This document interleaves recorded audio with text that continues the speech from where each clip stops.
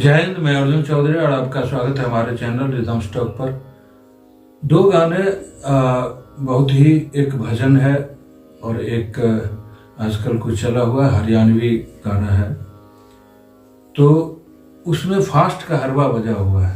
कहरवा ताल का फास्ट जो ठेका है वो उसमें बजा हुआ है और बहुत डिमांड था कि कहरवा का फास्ट ठेका डालिए, चूँकि बहुत जगह यूज होता है। ये तो सिर्फ एक वानगी है कि इन सारे चीज़ों पर बजता है, लेकिन अनेक तरफ हजारों जगह इसका प्रयोग किया जा सकता है।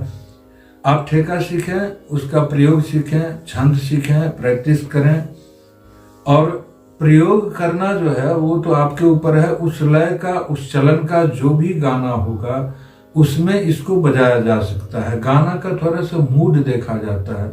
यदि वो गजल है, भजन है, तो ठेका का थोड़ा मूड अलग होता है। यदि फिल्मी गीत है, लोकगीत है या जागरण है या इन सारे जगहों पर यदि बजाते हैं कीर्तन पर, तो ठेका का मूड थोड़ा अलग होता है। ये एक अच्छे वादक का कर्तव्य होता है कि आप उसको समझें। तो आज हम लोग एक ठेका जो चौगुन का कहिए, चौगुन नहीं कहिए, फास्ट ठेका कहिए, जब ठा रखेंगे तब उसका चौगुन होता है। इसको लय के जो 3 प्रकार हैं, विलंबित, मध्यलय और द्रुत लय। तो ये द्रुत लय का कहरवा है। हम लोग ठेका शुरू करें उससे पहले जिनकी इच्छा हो वो कृपया चैनल को सब्सक्राइब कर लें, बेल आइकन का बटन दबाएं और शेयर करें अपने लोगों के बीच, ताकि थोड़ा चैनल का प्रमोशन हो, लोग देखें ज़्यादा से ज़्यादा। उद्देश्य यही होता है। तो ठेका बहुत ही आसान है, बहुत छोटा सा ठेका है ये। एक उठान भी इसमें रखेंगे और एक तिहाई। पहले ठेका देखते हैं। स्क्रीन पर आप देखिएगा, जब भी ठेका मैं बोलूँगा तो स्क्रीन पर पीछे वो ठेका विधिवत लिखा होता है, ग्रामेटिकली। उसमें देखिएगा कि एक अर्धचंद्राकार, जिसको हाफ सर्किल कहते हैं, वो लगा होता है।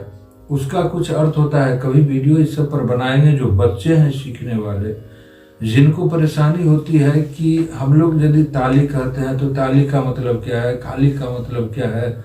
हम लोग विभाग कहते हैं कि जैसे कहरवा में ये है तो 2 विभाग है। विभाग किसको कहते हैं, तो उसको ग्राफ एक बना के हमने रखा है कई वीडियो पर। उसमें बहुत ही आसानी से पूरी बात आप समझ जाएंगे कि ताली किसको कहते हैं, खाली किसको, और क्या महत्व होता है उसका ठेका में, क्यों वो जरूरी होता है किसी भी ठेका के लिए। ताली खाली समझना वादक के लिए भी जरूरी है।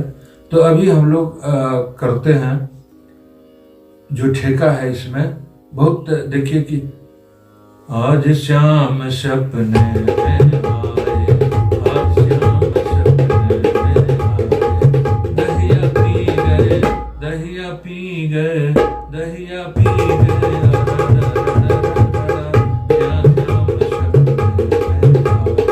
या डर डर डर डर आ चला हुआ आजकल, डर डर डर डर डर डर।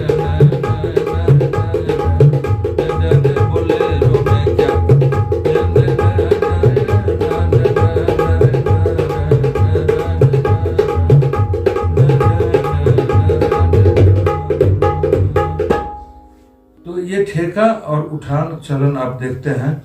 सबसे पहले जो ठेका का जैसे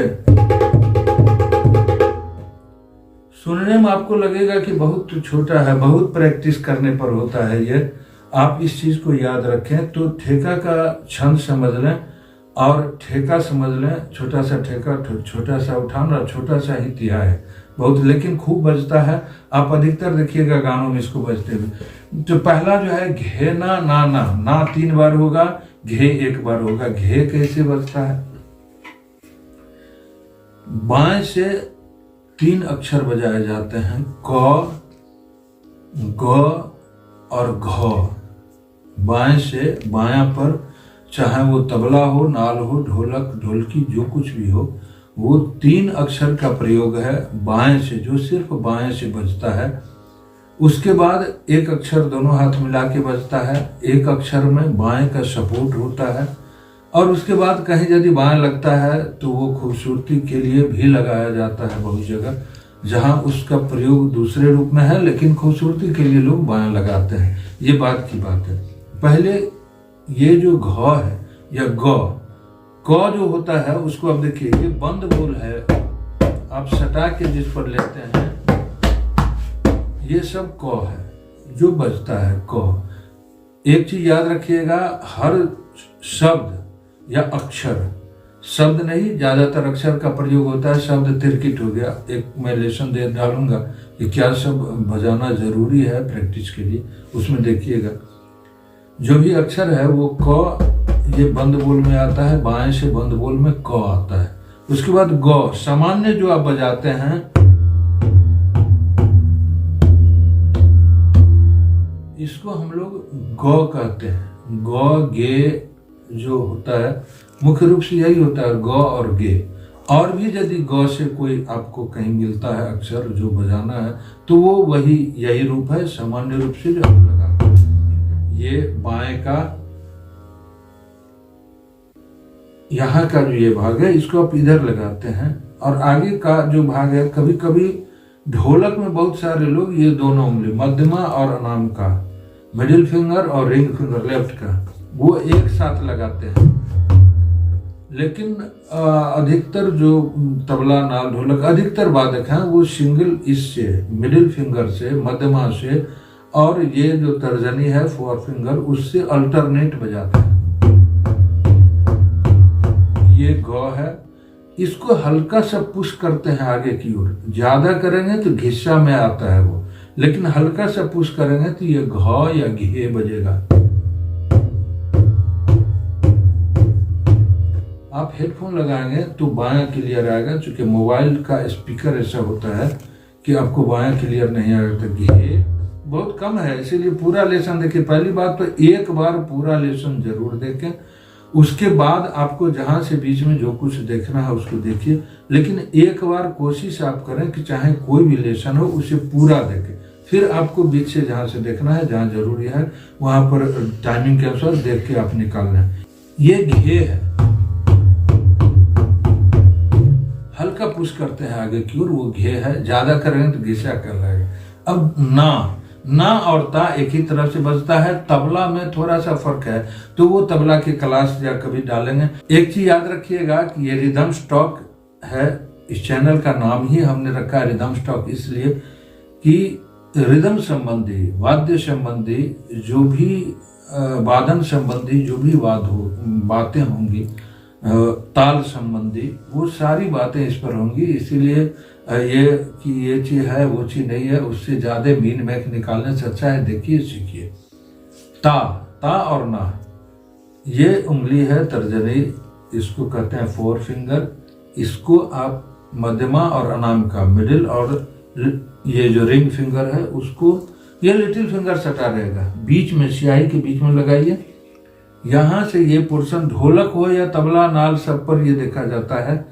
यहाँ का जो ये जहाँ से उंगली मुड़ता है वहाँ साइड में लगाएंगे, ये सटा के इसे टी होता है। और सिर्फ यदि इसको सटाते हैं रिंग फिंगर को यहाँ पर, और तर्जनी से फोर फिंगर से यहाँ को, ये ना और ता दोनों है, तो घे ना ना ना, घे ना ना ना। एक बार घे लगाएंगे, घे ना ना ना, घे ना ना ना, घे ना ना ना, घे ना ना ना, 4 बार लगाइएगा, उठान हो जाता है। बहुत हल्का है लेकिन खूब अच्छा लगता है, ये बात समझ लीजिए। ये नहीं है कि हल्का है छोटा सा खराब लगता है, वो बहुत ही बढ़िया लगता है फास्ट कहरबा में। तो घे ना ना ना, इसको बजाते हैं कैसे, ये हो गया। अब ठेका पर आते हैं। ठेका पर आते हैं तो बहुत छोटा ठेका है, लेकिन छोटा है, लेकिन इतनी तैयारी की आवश्यकता होगी, बहुत फास्ट बजता है। और जब भी कोई चीज खूबसूरत लगता है सुनने में, तो आप समझिए उसमें उतनी ही कलात्मकता होगी, उसमें ही उतना आर्ट घुसा हुआ होगा, तभी वो खूबसूरत लग रहा है। ऐसे सिर्फ बजाने से नहीं होता। आप कितना बढ़िया निकास है आपका। बोल लिखने के बाद मैं अक्सर कहता हूं कि बोल लिखिए, उसका निकास सीखिए, निकास के बाद छंद सीखिए और अभ्यास कीजिए। ये 4 चीजें हो जाने के बाद ही गाना के साथ बज पाएगा, नहीं तो नहीं बज पाएगा। बोल सबसे पहले, निकास, अभ्यास, उसकी तैयारी, फिर गाना पर आप उसको ले जाइए। बोल होगा, निकास होगा, छंद होगा। तीसरे नंबर पर छंद आता है, उसका छंद आप दिमाग में रखिए, तब अभ्यास कीजिए। तो ता हो गया, और उसके साथ अभी हमने ता देखा था, ये गौ लगाएंगे, घे नहीं, गौ, ठेका में ता के साथ गौ लगाएंगे तो धा। आ इसमें छुपा हुआ है, ता के साथ आ लगता है, लेकिन जब लिखेंगे हम तो उसमें देखिए धा, आ, ते, टे, त, ग, धे, टे, बहुत सारा ठेका है उसमें ता, आ, धे, टे, ये नहीं होगा। ग सटता है तो खूबसूरत ठेका भरा हुआ लगता है, धा, ते, टे, ता, धे, टे। उसमें गौ लगाने से ठेका भरा हुआ आता है, और सिर्फ एक गौ छोड़ दीजिएगा तो ठेका खाली खाली लगेगा। तो खूबसूरत बजाने के लिए उसमें गौ हल्का सा टच होता है। धा ते ताग धेटे, धा ते ता, धा ते ताग धेटे, धा आ ते ताग धेटे, 8 मात्रा हुआ देखिए, धा आ ते ता ग धे टे, धा ते तक धेटे, धा ते तक धेटे, धा, ये छंद हो गया। पहले बोल धा आ ते ता ग धे टे। तो धा के लिए अभी देखे हैं ता कैसे निकलता है, ता, और इसके साथ यदि ग लगाते हैं तो धा हुआ, धा। थोड़ा घिस्सा लगा दीजिएगा तो घिस्सा में आस आ जाता है, धा ते टे, और ते में ते और टे दाहिना हाथ से लगाते हैं तो ते, धा ते टे, धा ते, इसी से तर्जनी से बीच में सटा के लगाते हैं, ते, धा, धा के बाद घिस्सा, आस उसी में, धा ते, फिर ता ग, इसमें लगेगा ता ग धे टे। ध दोनों हाथ से बजता है, धे में थोड़ा घिस्सा लगेगा, और ग और ता यदि एक साथ बजता है तो धा होता है, और जिसमें घिस्सा लगेगा तो धे हो जाएगा, और सिर्फ यदि ती के साथ बायां लगेगा ग तो वो धिन या धी होता है। ती के साथ बायां धिन होता है, ते के साथ यदि घिस्सा हल्का सा भी लगेगा तो धे होता है, और गौ खुला हुआ और ता खुला हुआ लगेगा तो धा होता है। ये तीनों में फर्क है। एक चीज याद रखिए कि कंफ्यूजन क्रिएट कभी नहीं होना चाहिए कि एक ही चीज को 3 तरफ से हम बता देंगे तो कंफ्यूजन होगा, और कंफ्यूजन जहां भी हुआ वहां वो चीज सफलता नहीं मिलती है। उसमें बिल्कुल क्लियर कॉन्सेप्ट दिमाग में आपको होना चाहिए। धा ते त ग धे टे, ता ग धे टे, ता ग धे टे। कैसे आया, धा आ ते, फिर ता ग धे टे, ये ठेका है। निकास हो गया, ठेका समझ के, धा ते ताग धेटे, धा ते ता, ये ठेका समझ गए। निकास आपने देख लिया। छंद, धा ते ताग धेटे, धा ते ताग धेटे, धा ते ताग धेटे, धा में घिसा है और धे में घिसा, धा ते ताग धेटे, धा ते ताग धेटे, धा, ये छंद है। धा ते ताग धेटे, धा ते ताग धेटे। अब बजाइए उसको, धा ते ताग धेटे, धा ते ताग धेटे। तो को ता कर दीजिएगा, ता पूरा निकल रहा है इसमें, तो सटा हुआ आता है, ता खुल के आ गया, धा ते ताग धेटे, धा ते ताग। ग एकदम हल्का आएगा, धा ते ताग। बहुत कमर्शियल ठेका है ये हर मंच पर बजता है, बहुत से लोग बजाते हैं, खूब बजाते हैं, इसीलिए याद रखिएगा। फास्ट है, जाएगा कहाँ इसका चलन, गाना में।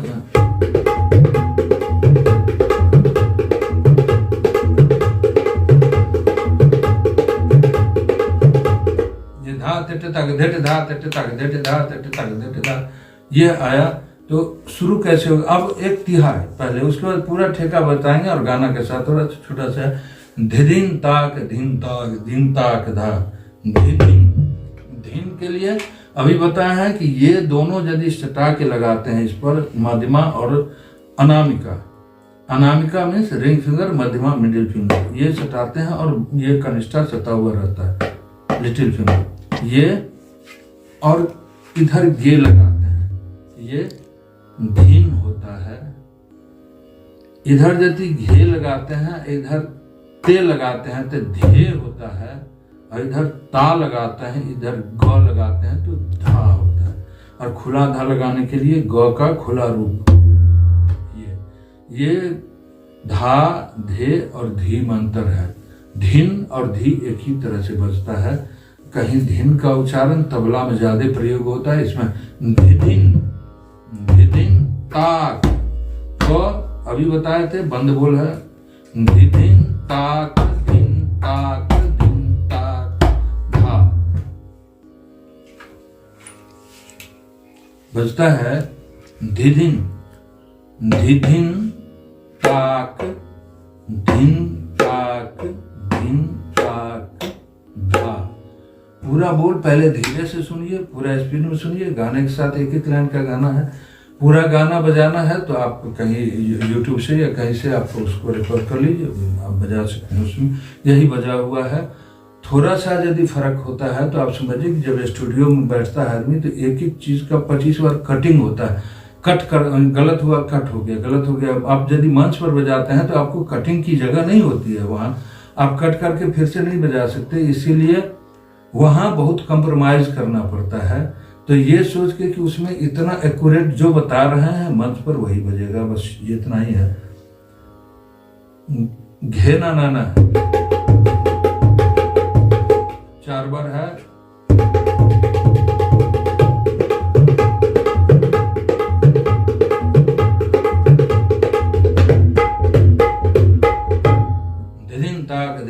धीन ताक धा।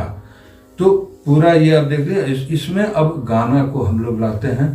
पहला है रात श्याम सपने में है, 2 ही गाना रखते हैं। इस पर यदि बजाना चाहो तो आप एक रात के मतलब सैकड़ों कई रात तक आप इस रिदम पर गाना बजा सकते हैं।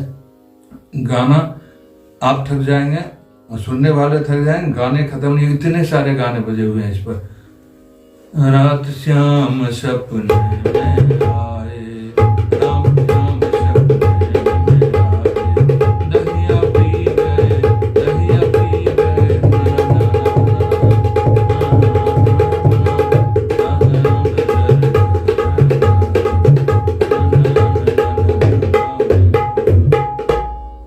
तो ये चूंकि मैं गाना गाता नहीं हूँ, गुनगुना के ऐसे आपको सिर्फ जानकारी के लिए बता रहा हूँ, इसीलिए गाने को ज़्यादा तवज्जो न दें, वादन पर ध्यान दें।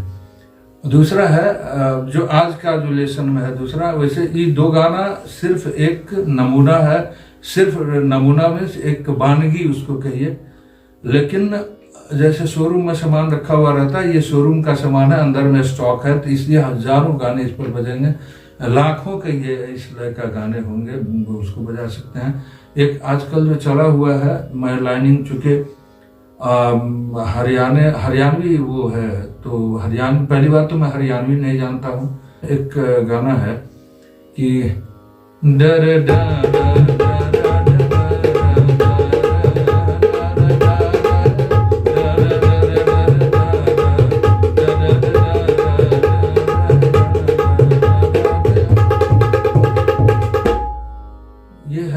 इसमें इससे भी खत्म कर सकते हैं। मैंने एक लेसन रखा था कि प्रत्येक उठान एक तिहाई होता है और प्रत्येक तिहाई एक उठान होता है। वो आपके बजाने पर डिपेंड करता है, और जब आप बहुत समझने लगेंगे उस चीज को तो आप स्वयं समझ जाएंगे कि उठान तिहाई होता है, तिहाई उठान होता है। इसी में देखिए डर डर डर, अब तिहाई धीन ताक देखिए उठान ले रहे हैं, घेरना घेरना जो उठान था उसको तिहाई ले रहे हैं। ड ड ड ड